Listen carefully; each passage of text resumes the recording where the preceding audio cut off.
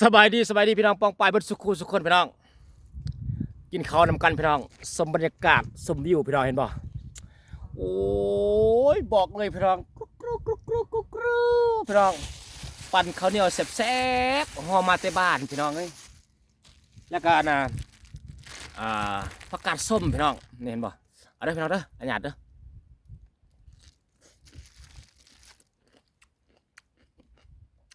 อืม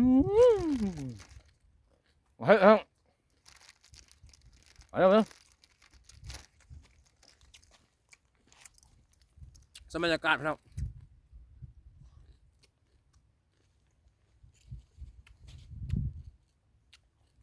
ตับไก่พี่น้อง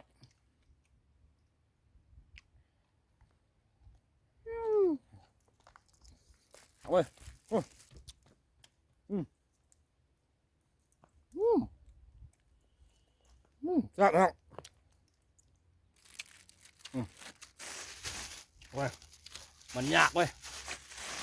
เกะกะเว้ยอืมอืมอืม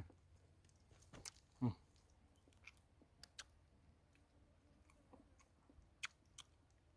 เอาพี่น้องอืม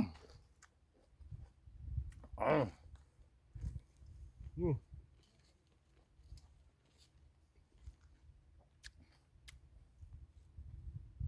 เย็นสบายซาวนาแซ่บพี่น้อง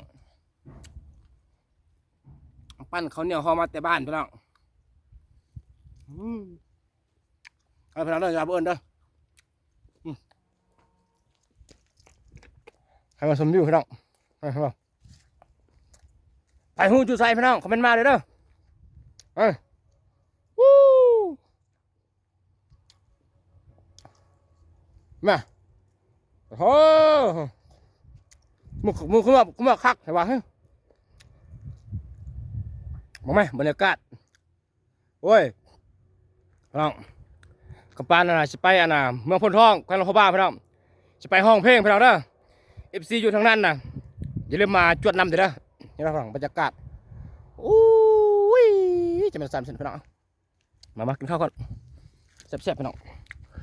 โอ้ยกำลังได้บรรยากาศพี่น้องบอกเลยว่าเย็นจ้อยแซ่บพี่น้องมาเด้อครับข้าวเหนียวแซ่บพี่น้องสุดยอดอืม